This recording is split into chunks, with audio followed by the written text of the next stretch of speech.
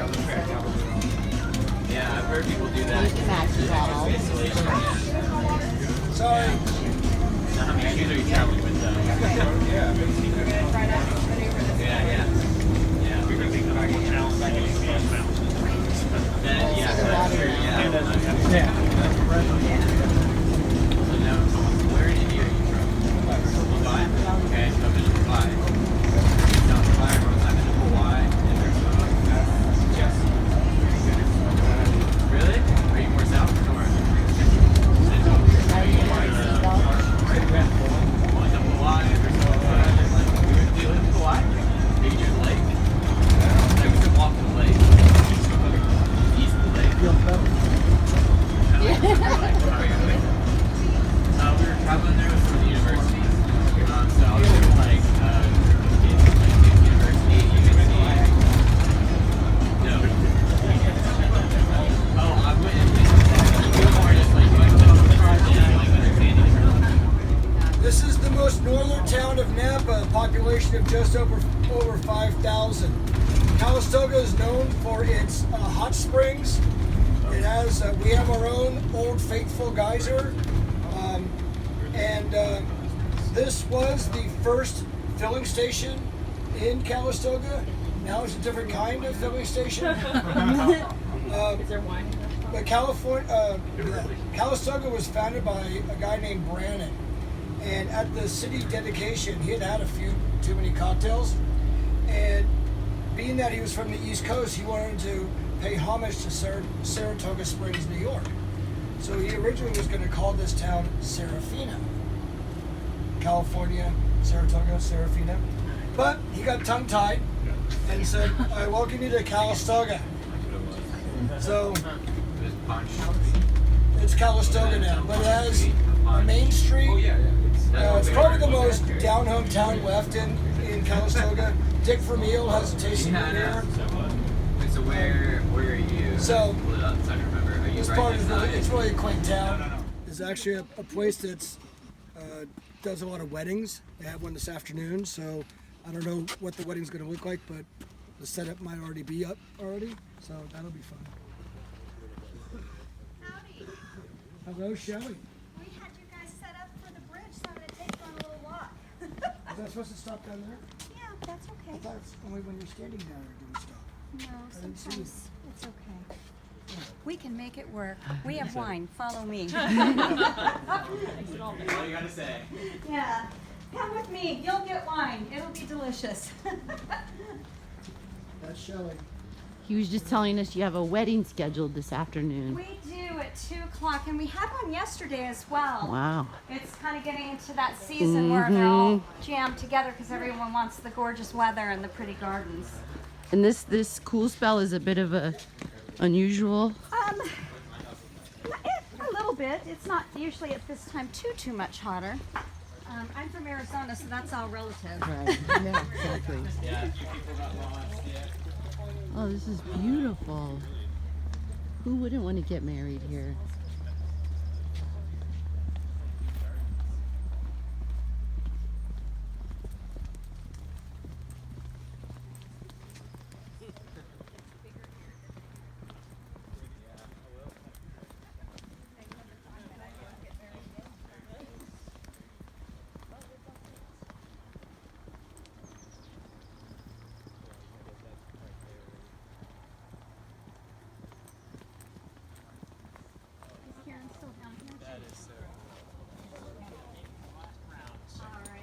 I'm going to leave you with Stuart, who has delicious wine for Stuart. you all. That's right. Enjoy. Little you, deliciousness Shelley. for you guys. You bet. There you go. You bet. Thank you. You're welcome. There you go. Thank you so much. And all the everything else is on the side. Yeah. I see what you mean. So they're one of the few venues actually in Napa Valley now that can do weddings. So there's only 4 left in Napa Valley that can do weddings for about 13 years.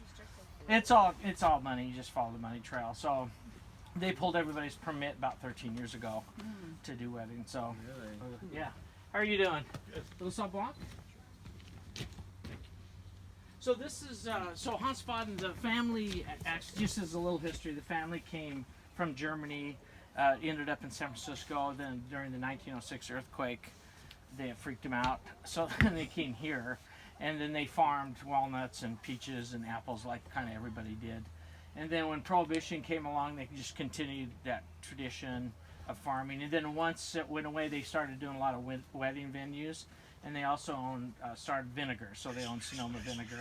And then about 80s, they started making wine because they figured, well, we're making vinegar, we might as well do wine, you know. So they've done that, and it's gotten really good over the years. They hired Shelley to really bring it up to standard. So what you're drinking now is our Clear County Sauvignon Blanc up north. It won a couple of golds in the San Francisco Chronicle competition and East-West competition. And so the only way you can win golds in those is everybody has to vote as a gold. So a little Sauv Blanc for you. Yeah, I was gonna say I have to ask twice of you guys. So in 1912, so the family moved from San Francisco to here in 1912, and then they dug out caves. The Chinese dug out the caves in 1912 by hand, and then as time went on, they had these ponds. These little pads were started with 4 pads.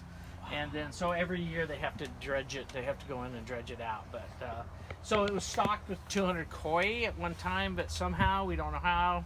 I don't know if they drove up by car, but they got a bunch of otters in here, and so they had lunch for a while anyway. But there's still 4. Yeah, there's still 4 of them here, but I haven't seen them, but Shelley has. But yeah, so they kind of munched down on that, and then so we have no clue how they got here. So.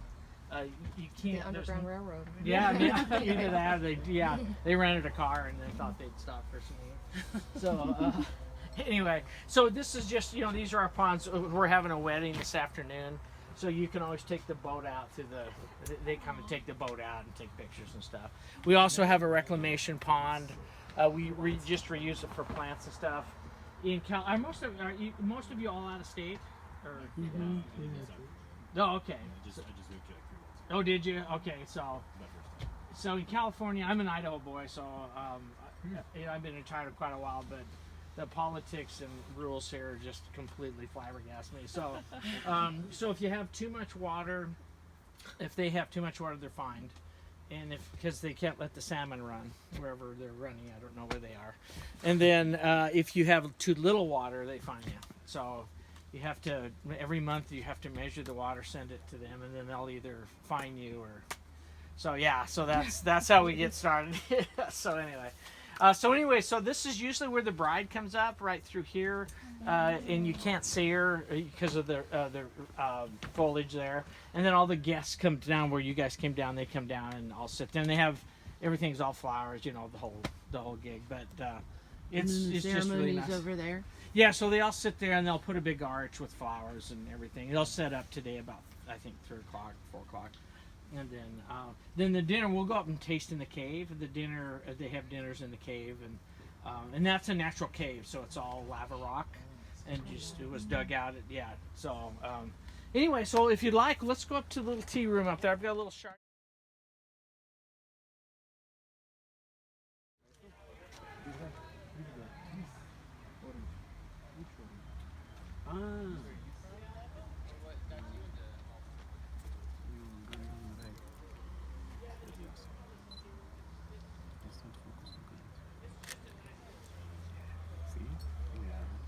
attention to detail.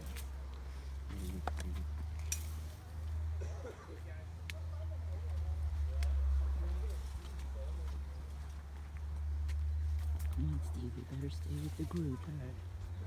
I want to pretend like I'm the bride. I'm the bride coming up the way. Are we going to Vail Falls?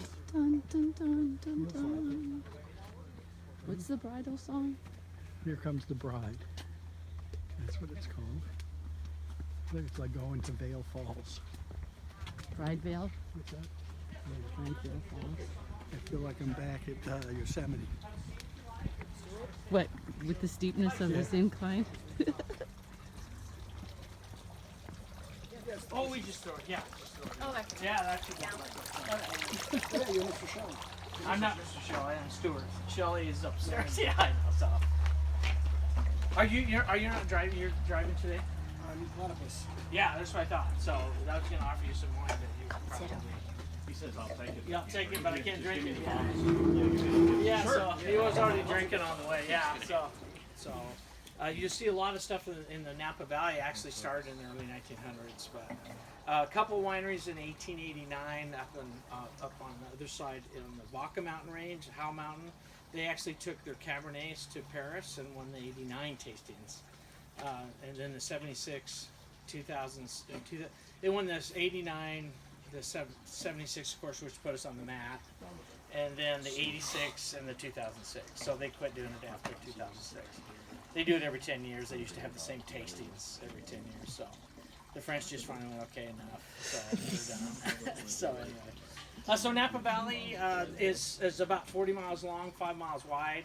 There's 24,000 acres of Cabernet in the valley.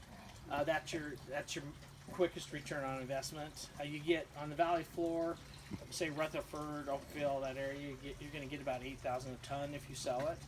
If you come to the Mayacamas Mountain Range, you'll probably get 12 to 20. And then on the Vaca Mountain Range, Howe Mountain, Atlas Peak, you'd get anywhere from $15,000 to $28,000 a ton. So then you're going to have about 10,000 acres of Merlot, and about 7,000 of Chardonnay, and then 4,000 of Zinfandel. So that's kind of your top four. And then when you go over to Los Caneros, Dry Creek, Russian River, there's just the opposite. They have a lot of Pinot and Chardonnay over there. So as you guys probably know, I don't know how much you know about wine, but it takes that nice cool air to make good Pinots. And Pinots are expensive if they're not blended with Syrah. They're going to cost you $40-50. They're called the finicky grape. Just that's their nickname because they are very thin-skinned, and you have to constantly tend them. So we have a Pinot here, and so it also comes from the Russian River Valley. But anyway, so yeah, so this is just this is all this mountain range. The sun hits each mountainside differently, so they all taste completely different. So our Cabernet is on the 26 acres on Sonoma County side, so we get to pay less taxes, and then on this side, on the Napa, is like the weddings and that type of thing. So, but anyway, so we'll go up to, we can go up into the cave, and we'll have, we'll do some red tasting in there. So, and there's no how's your hurry. Yes, Chardonnay? finish this off, no hurry. Tell me again what I have. When they have the weddings, they line up all the tables for dinners in the caves. These are all natural caves, all out of rock. So we're right next to the petrified forest, and so we have a lot of petrified rock here too. So petrified is just basically volcanic ash fell on rocks and trees, and it was eventually replaced by silica, and so it made everything very petrified. So if you guys ever get a chance sometime, you should. It's like $5, but it's a fascinating tour next door. So, but anyway, let's head back.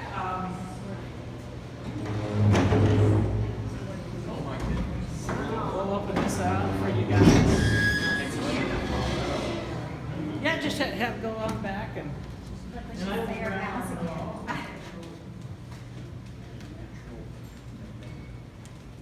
The natural cooling. You gotta get a photo, right?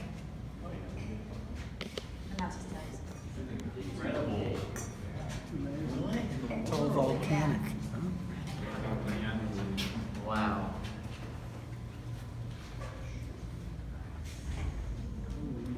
There is lots of fun little stuff. Those are $30,000 to put in the thing. So.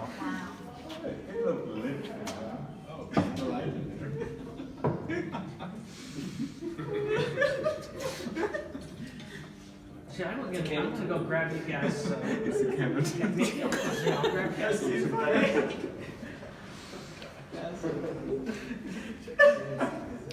obviously clean these walls constantly.